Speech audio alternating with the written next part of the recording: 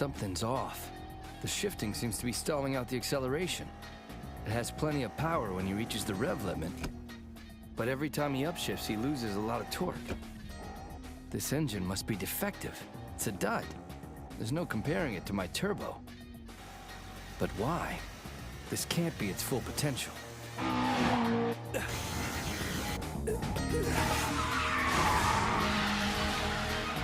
What the hell do you think you're doing?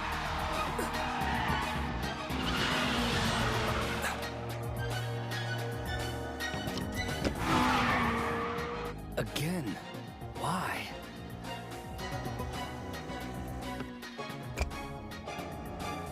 Of course, now I get it.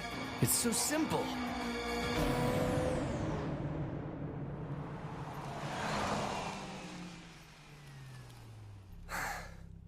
Well, good news. I can tell you why you aren't getting very much power. The problem's pretty simple, and you should be able to fix it yourself.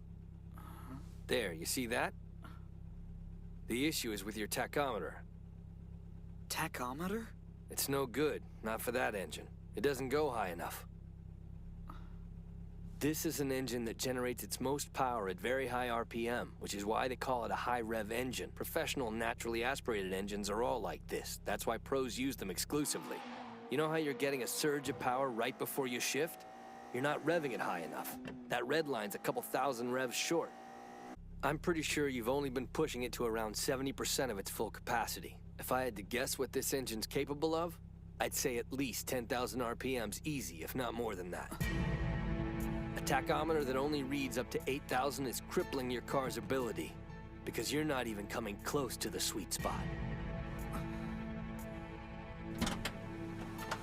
This puppy's a certified beast compared to the 8.6's stock engine. It's called a 4AG, but it actually has a 5-valve head that was adapted from the newer 101 series they just released.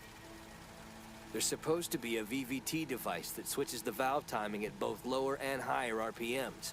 The fact that yours doesn't have one can only mean one thing, that this baby is in a whole other class, called a super high rev engine.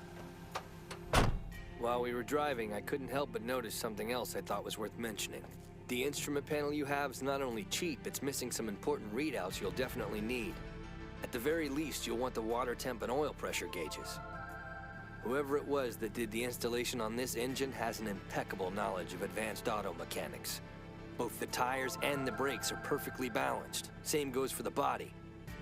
It makes you wonder, why would the installer want to leave out essential gauges? And there's only one answer I can think of. I can't tell you why, but this engine's true power has been sealed off on purpose. Sealed off on purpose? It's a pretty reliable, albeit simple way of doing it.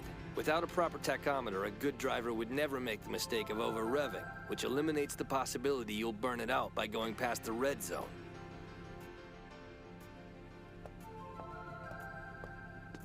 In all my years of being into cars, I've always felt a kinship with other 8.6 drivers, but never once have I felt any hostility.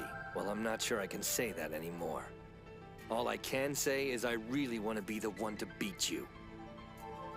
It doesn't matter what you're hiding under your hood. The fact is, you're lacking the basic elements any racer worth his salt should have. We'll settle this feud soon enough, and when we do, you'll never be able to brag about being undefeated again.